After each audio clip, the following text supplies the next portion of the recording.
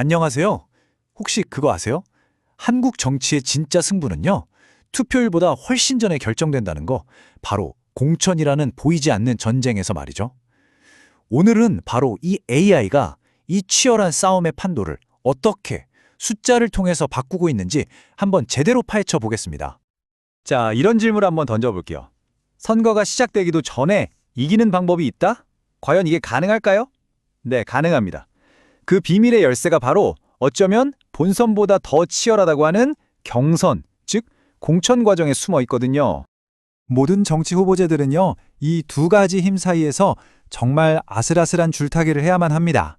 하나는 당의 핵심 지지층, 그들의 목소리인 방심이고요. 또 다른 하나는 더 넓은 대중의 마음, 바로 민심이죠. 근데 문제는 이 둘이 종종 서로 완전히 다른 방향을 가리킨다는 거예요. 그래서 이 균형을 어떻게 맞추느냐, 이게 정말 핵심 과제가 되는 겁니다.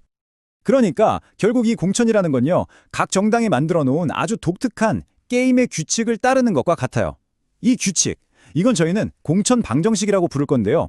이 방정식을 얼마나 잘 푸느냐에 따라서 후보의 운명이 그냥 갈려버리는 거죠. 자, 지금부터 그 방정식을 하나씩 뜯어보겠습니다. 자, 첫 번째 방정식부터 한번 풀어볼까요? 바로 국민의힘이 선택한 길 70% 충성파 게임입니다. 이건 뭐 이름 그대로예요. 당의 핵심 지지자들한테 거의 모든 걸 건다. 이런 방식이라고 보시면 됩니다. 자, 이 도표를 한번 보세요. 국민의힘의 전략이 그냥 한눈에 딱 들어오죠? 경선 승리의 무려 70%가 오직 당원 투표에 달려있다는 겁니다. 일반 국민 여론조사는 고작 30%에 불과하죠. 이건 뭐 무게추가 한쪽으로 완전히 기울어져 있는 거나 마찬가지예요. 이렇게 70대 30이라는 규칙이 정해지면요, 승리 전략은 당연히 달라질 수밖에 없어요. 더 많은 대중에게 어필하는 확장성이 중요한 게 아니게 되는 거죠. 그 대신에 핵심 지지층을 확실하게 꽉 잡는 안정성, 이게 최우선 목표가 되는 겁니다. 그리고 이 안정성 전략은요, 정말 철저한 계획을 필요로 합니다. 보세요. 3개월 전부터 AI를 돌려서 충성도 높은 당원 데이터베이스를 쫙 뽑아내서 타겟을 명확히 하고요. 2개월 전에는 이분들한테 안정감을 주는 메시지만 골라서 집중적으로 전달하는 거예요. 그리고 막판, 신청 직전에는 청년이나 여성 같은 가산점 항목까지 AI로 시뮬레이션을 돌려서 단 1점이라도 놓치지 않으려고 하는 거죠.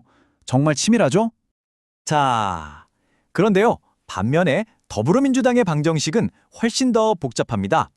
후보자는 말 그대로 이중전선, 그러니까 두 개의 전선에서 동시에 싸워야 하는 그런 엄청난 시험대에 오르게 됩니다.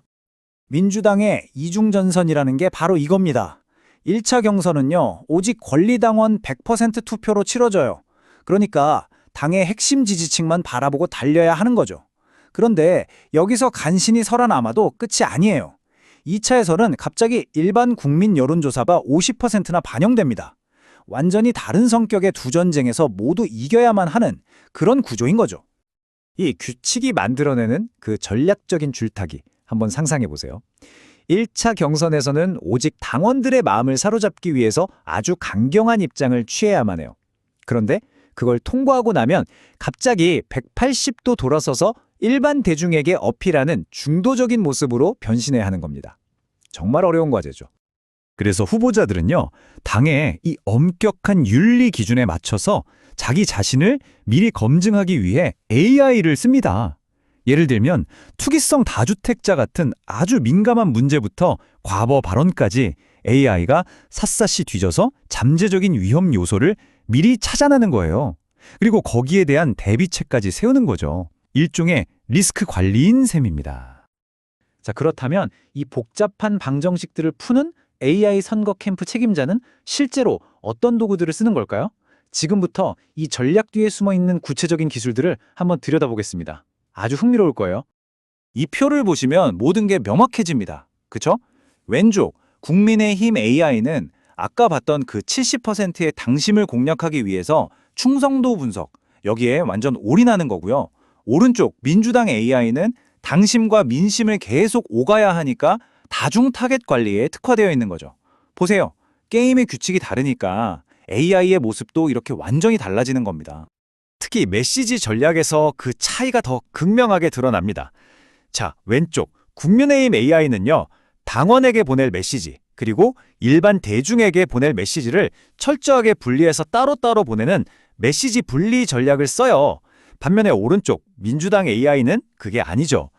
1차 경선 때의 강경한 메시지와 2차 경선 때의 중도적인 메시지 사이에서 어떻게 하면 자연스럽게 균형을 잡고 변신할 수 있을까? 이걸 시뮬레이션하는 데 집중하는 겁니다. 이처럼 정치는 이제 더 이상 단순한 이념 대결이 아닙니다. 아주 정교하게 설계된 알고리즘 싸움이 되어가고 있는 거죠. 이것이 바로 권력을 향한 새로운 전략집, 즉 뉴 플레이북이고요. 이게 미래의 정치를 어떻게 바꿀지 마지막으로 한번 짚어보겠습니다. 바로 이겁니다. 이게 오늘 분석의 핵심 결론이에요. AI는 단순한 도구가 아니다. 복잡한 경선 방정식을 푸는 전략적 지휘 시스템이다. 그러니까 AI를 그냥 뭐 홍보나 하는 도구 정도로 보는 게 아니라 현대 선거 캠페인의 중앙 두뇌, 즉 컨트롤 타워로 봐야 한다는 거죠. 자, 마지막으로 이 질문을 여러분께 던지면서 마무리하겠습니다. 정치가 이렇게 점점 더 정교한 데이터와 알고리즘의 싸움이 될 때 과연 진짜 승자는 누가 될까요? 후보자일까요? 아니면 정당일까요? 그것도 아니면 이 데이터를 손에 쥔 바로 그 사람일까요? 한번 생각해 볼 만한 문제인 것 같습니다. 여러분, 우리가 투표소에 가기 훨씬 전부터 사실상 선거의 승패를 결정하는 보이지 않는 전쟁이 벌어지고 있다는 사실 알고 계셨나요? 오늘 바로 그 데이터와 당의 규칙이 모든 걸 지배하는 숨겨진 선거의 세계로 들어가 보겠습니다. 자, 그럼 먼저 이 질문부터 한번 시작해 보죠. 이 논의 전체를 꿰뚫는 아주 핵심적인 질문입니다. 우리가 흔히 생각하듯 공식 선거운동이 시작될 때일까요? 아니면 어쩌면 그때는 이미 가장 중요한 싸움이 다 끝나버린 뒤가 아닐까요? 자, 이 숫자 좀 보세요. 80%. 이게 뭘 의미하냐면요. 우리나라의 많은 지방선거에서는요. 일단 소속 정당의 공천만 따냈다 하면 본선에서 이길 확률이 무려 80%에 육박한다는 겁니다. 와, 이건 뭐 사실상 공천이 진짜 선거고 가장 결정적인 승비처라고 할 수 있겠죠. 괜히 이런 말이 나온 게 아닙니다. 정치학자 샤츠 슈나이더가 말했듯이 공천은 그냥 예선전이 아니에요. 그 과정 자체가 정당의 성격과 정체성을 그대로 보여주는, 어떻게 보면 그 당의 주인이 누군지를 결정하는 핵심인 거죠. 이 보이지 않는 선거, 즉 공천의 한가운데에는요. 모든 후보가 정말 아슬아슬하게 균형을 잡아야 하는 두 개의 힘이 팽팽하게 맞서고 있습니다. 바로 당심과 민심입니다. 당심은 당의 핵심적인 지지자들, 즉 내부자들의 마음이고요. 민심은 더 넓은 일반 대중, 외부자들의 마음이죠. 이 둘 사이에서 줄타기를 어떻게 하느냐가 후보의 운명을 결정합니다. 자, 그럼 우리나라의 두 거대 정당이 이 당심과 민심 사이의 균형을 맞추기 위해서 규칙을 어떻게 만들었고 그 결과 얼마나 다른 전략을 쓸 수밖에 없는지 한번 들여다보겠습니다. 먼저 국민의힘을 볼까요? 여기는 당심에 아주 큰 무게를 둡니다. 보시는 것처럼 당원 투표에 무려 70%의 가중치를 줍니다. 민심은 30%죠. 7대 30, 이 비율이 뭘 의미하겠어요? 후보자들은 자연스럽게 충성심 우선 전략을 펼칠 수밖에 없습니다. 일반 대중에게 어필하는 것보다 당의 핵심 지지층에게 내가 이만큼 당을 위해 헌신했다, 이걸 증명하는 게 훨씬 더 중요해지는 거죠. 그리고 결정적인 변수가 또 있습니다. 바로 가산점 제도인데요. 이건 거의 킹메이커 수준이에요.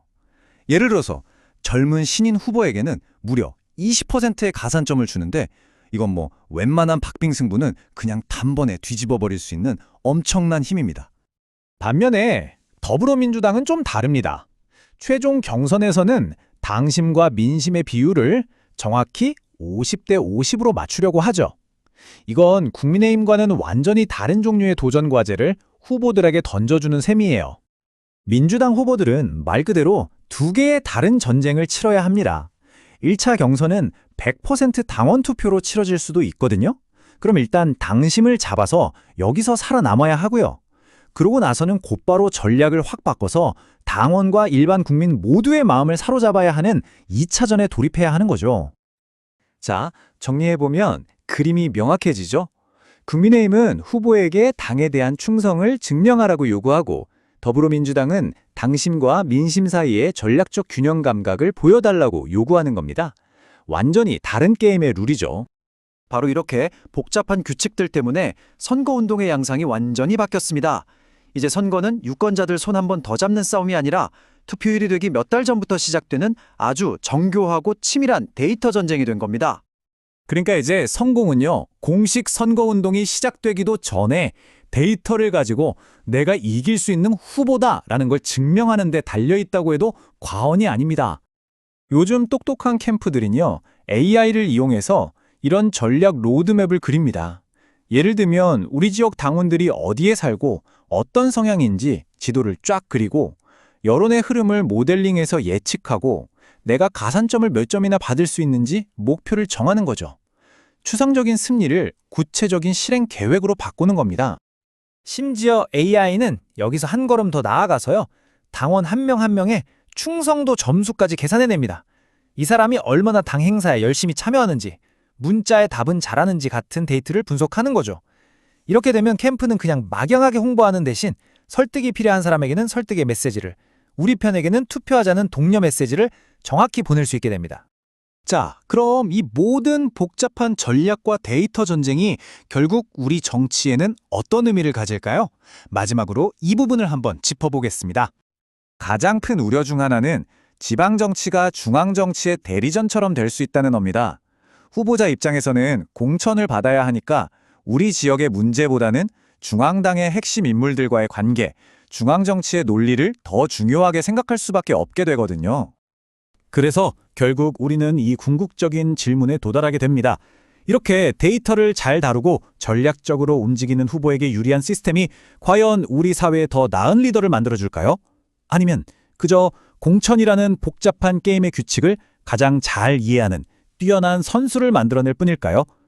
생각해볼 문제인 것 같습니다. 정당도 없고 돈도 없고 심지어 인지도도 없다면 선거에서 이기는 게 과연 가능할까요? 글쎄요, 오늘은 바로 그 질문에 대한 답을 찾아보려고 합니다. 정치판의 다윗이 거대한 골리앗을 어떻게 이길 수 있는지, 그러니까 무소속 후보를 위한 아주 구체적이고 현실적인 승리 전략을 한번 제대로 파헤쳐 보겠습니다. 에이, 그게 되겠어 싶으시죠? 근데요, 불가능해 보여도 길은 있습니다. 그리고 그 길을 찾기 위한 첫걸음은요, 아주 간단해요. 바로 전장을 정확하게 파악하는 겁니다. 내가 뭘 가졌고 상대는 뭘 가졌는지, 이걸 냉정하게 비교하는 것부터 모든 게 시작되는 거죠. 자, 보세요. 한쪽엔 돈도 많고 사람도 많은 거대 정당이 떡 버티고 있죠. 근데 반대편, 바로 우리 편에는요, 완전히 다른 종류의 무기가 있습니다. 그리고 모든 전략의 핵심은 바로 이 차이점을 어떻게 파고드느냐에 달려 있어요. 좋습니다. 그럼 본격적으로 첫 단계부터 한번 들어가 볼까요? 이 험난한 무소속의 싸움에서 과연 무엇이 우리의 약점이고 또 무엇이 기회가 될 수 있을지 한번 따져보겠습니다. 이 표를 한번 보시죠. 그림이 아주 명확해져요. 조직, 자금, 미디어, 하나 제대로 갖춘 게 없죠. 정말 암울해 보입니다. 그런데요, 바로 그 없다는 사실이 역설적이게도 가장 강력한 무기인 진정성을 만들어냅니다. 생각해보세요. 기성정치에 대한 불신이 지금처럼 높은 때가 있었나요? 바로 지금이 이 진정성 하나로 판을 뒤집을 수 있는 절호의 기회라는 겁니다. 자, 이제부터가 정말 재밌어집니다. 보통 선거라고 하면 막 시끌벅적한 유세부터 떠올리잖아요. 그런데 이 전략의 진짜 시작은요, 확성기가 아니라 아주 조용하고 또 지독하게 까다로운 법적 서류 한 장에서부터 출발합니다. 그러니까 본격적으로 선거운동을 시작하기도 전에 후보는 이걸 증명해야 해요. 나는 이만큼의 진짜 지지를 받고 있는 사람입니다 하고요. 근데 문제는 그 증명 방식이 상상 이상으로 어렵다는 거죠. 이게 진짜 첫 번째 시험대입니다. 이 과정을 한번 쭉 보세요. 추천장 양식 받고 유권자가 개인정보 쓰고, 여기까지는 평범해 보이죠? 하지만 마지막, 이 네 번째 단계가 핵심입니다. 그냥 사인하는 게 아니에요. 유권자 개인의 그 실물, 도장을 직접 받아서 찍어야 합니다. 법이요? 진짜 놀라울 정도로 깐깐합니다. 우리가 흔히 쓰는 자필 서명? 안 됩니다. 지문? 그것도 안 돼요. 오직 도장만 인정해줍니다. 한번 상상해보세요. 여러분이 누군가를 지지하기 위해서 서랍속에 있는 내 도장을 꺼내서 직접 찍어준다. 이게 보통 일인가요? 이건 단순한 지지를 넘어서는 엄청난 신뢰의 표현인 거죠. 네, 바로 이겁니다. 이 말도 안 되게 어려운 관문을 통과했다는 건 그냥 서류 절차 하나를 마쳤다는 의미가 아니에요. 우리는 어떤 대가도 없이 시민들의 순수한 자발적 지지를 이끌어낸 팀이다라는 캠페인 전체를 관통할 가장 강력한 첫 번째 스토리가 바로 이 순간 완성되는 겁니다. 자, 이렇게 진실성이라는 아주 단단한 기반을 다졌습니다. 그럼 이제 이 기반 위에 어떻게 핵심 캠페인 메시지를 쌓아 올리는지 그 다음 단계로 넘어가 보죠. 여러분은 투표할 때 뭘 가장 중요하게 보세요? 여기 이 그래프를 보면 그 답이 좀 보입니다. 놀랍게도 소속 정당이 어딘지보다 이 사람이 믿을 만한가, 이 사람이 유능한가 같은 개인의 됨됨이를 훨씬 더 중요하게 본다는 거예요. 바로 이거죠. 이게 바로 무소속 후보가 파고들어야 할 가장 큰 기회의 문입니다. 그래서 전략은 아주 명확한 두 개의 기둥을 세우는 데 집중해야 합니다. 첫 번째 기둥은 도덕적 진실성. 쉽게 말해 이 사람 믿을 수 있나? 하는 질문에 답하는 거고요. 두 번째 기둥은 역량과 전문성. 즉, 이 사람 일은 잘하나? 이 질문에 답하는 거죠. 이 두 가지를 모두 확실하게 증명해내야 합니다. 그런데 문제가 있죠. 이 좋은 메시지를 어떻게 알릴까요? TV 광고에 쓸 돈은 한 푼도 없는데 말이죠. 바로 이럴 때 다윗이 골리앗을 쓰러뜨렸던 그 무기, 디지털 새총을 꺼내 드는 겁니다. 보세요. 그냥 막 하는 게 아닙니다. 모든 플랫폼이 각자 맡은 역할이 있어요. 가령 유튜브로는 심도 있는 정책 설명으로 이 사람 유능하구나 하는 인상을 주고, 인스타그램으로는 좀 인간적인 모습을 보여주면서 믿을만하네 하는 신뢰를 쌓는 거죠. 핵심은 이거예요. 무작정 다 하는 게 아니라 브랜드의 각 부분을 전략적으로 쪼개서 딱 맞는 도구를 사용하는 겁니다. 자, 그런데 온라인에서 아무리 좋아요가 많이 눌려지고 팔로워가 100만 명이면 뭐 하겠어요? 그 사람들이 투표장에 나오지 않으면 아무 소용 없습니다. 그래서 이 전략 퍼즐의 마지막 조각은 바로 이 온라인의 뜨거운 에너지를 어떻게 오프라인의 실제 힘으로 바꾸느냐에 달려 있습니다. 결국 궁극적인 목표는 이거예요. 화면 속 좋아요와 공유를 현실 세계의 투표와 자원봉사로 연결하는 튼튼한 다리를 놓는 것. 이 다리를 만들지 못하면 온라인에서 아무리 인기가 많아도 선거에서는 무조건 집니다. 그 다리를 놓는 모델이 바로 이겁니다. 아주 간단해요. 먼저 온라인에서 우리 편을 만들고 1단계, 그들에게 도장 좀 받아주세요 같은 실제 행동을 요청하고 2단계, 마지막으로 그들을 체계적인 자원봉사 군단으로 만드는 거죠. 3단계, 이게 바로 돈 없고 조직 없는 우리가 거대 정당의 조직력을 대체할 우리만의 군대를 만드는 방법입니다.